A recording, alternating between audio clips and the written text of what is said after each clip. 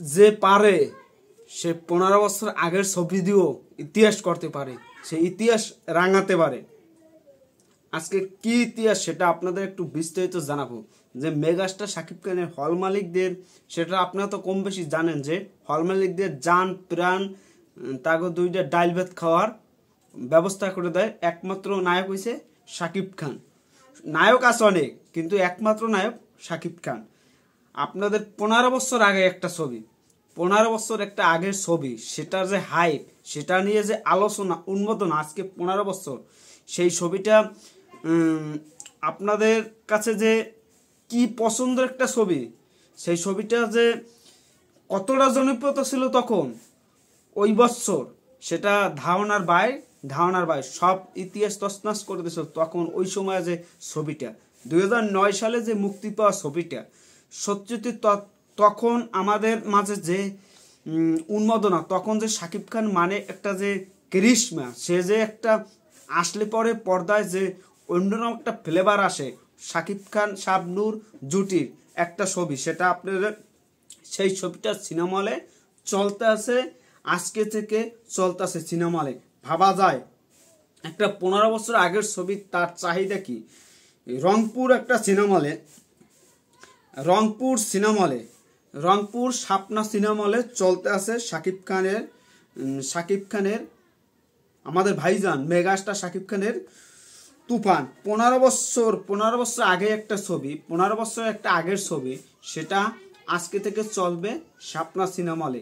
আমাদের যে এই উন্মাদনা, আমাদের যে এই যে আমরা যে শাকিব খানের ছবি দেখার জন্য অধীর আগ্রহী আছি। আর আপনারা যারা সিনেমা হলে গিয়ে এই যে 1 টাকার এক টাকার বউ ছবিটা যারা এখন তো না দেখছেন সিনেমা হলে, অনেকেই 15 বছর আগে যারা সিনেমা হলে না দেখতে পারছে, যাদের বয়স এখন 15, 10, 12, তাদেরকে বলতে চাই, বা 25, 30, 50 যাই থাকেন, যারা না দেখতে পাচ্ছেন 1 টাকার বউ, আপনারা সিনেমা হলে যান, সিনেমা হলে গিয়ে এই ছবিটা দেখেন।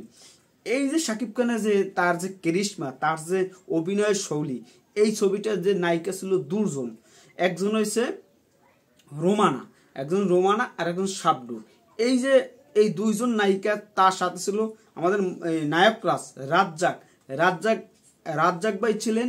রাজ্জাক ভাই সাথে সাথে আরো এখানে একটা ছোট একটা ক্যারেক্টার ছিল। তখন মানে দিঘি একটা আলোচনা তুঙ্গে ছিল তখন দিঘি মনে হয় 3-4টা জাতীয় চলচ্চিত্র পুরস্কারও পেয়েছে শিশু শিল্পী হিসেবে।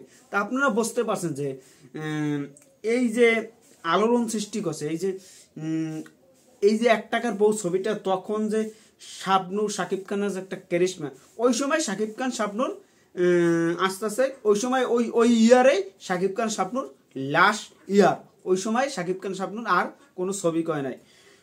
ওই বছরই 2009 সালে শাকিব খান শাবনূর লাস্ট ইয়ার, তারপর কোনো ছবি করে নাই। তারপর শাবনূরের কেরিয়ার, এই যদি কেরিয়ার 100 ডাউন, কোনো ছবি চলে নাই আজ পর্যন্ত।